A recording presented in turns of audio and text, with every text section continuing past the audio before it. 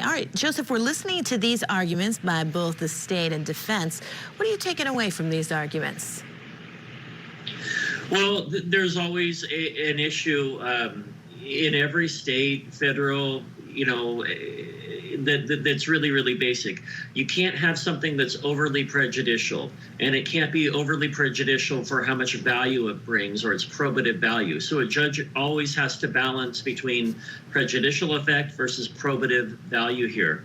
The judge already ruled that, some of these terms were not relevant to the case. The prosecution wants to bring them in because they're saying, hey, listen, there was a hostile animus that was based in racial animus here, or at least was a part of the equation that counters the self-defense claim, and we want to bring it in.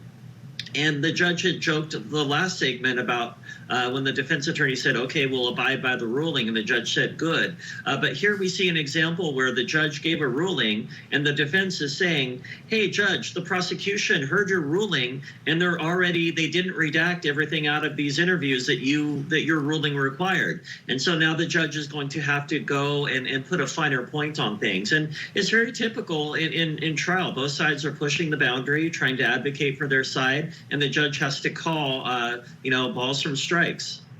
Yeah, and we're watching, as you're talking, we're watching some video of Susan when she was arrested. I know there was some controversy because it took a few days it took some time for her to be arrested. We do want to play a little bit this police interrogation video. So let's play that, and then I want to get your reaction on the other side.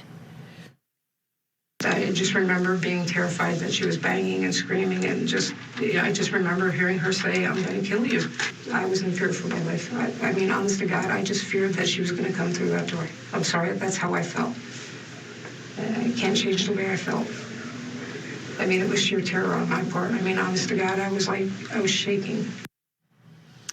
All right, Joseph, we have the situation here where this woman says right there in that interview, it was sheer terror on her part. She had called authorities many times in the past, complaining about the victim's children playing near her yard, being too loud. She didn't like that situation, and she felt, according to her, that nothing was being done about it. I mean, really bad situation. Then the victim comes over to her house, and then we have this result, and now she's facing a manslaughter charge. Sure. So self-defense is always based on reason. In civil law, I would say reasonableness and reasonable is 90% of the law. And here's where it comes into self-defense. So, you may or may not believe her based on that segment that she was in fear for her life. The question is, was it reasonable? Is it reasonable to be afraid for your life when somebody's banging on a locked door, when they've made no progress in terms of breaking down the door? And is it reasonable to shoot them when you have a locked door there?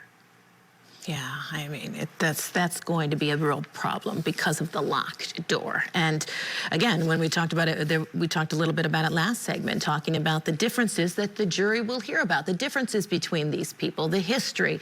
So it's going to be another interesting to watch, Joseph. Stick with us. We're going to get in a quick break, and still ahead, we're going to have more from the final pre-trial hearing for defendant Susan Lorenz, including the defense's response regarding some of her statements to detectives. We're coming right back.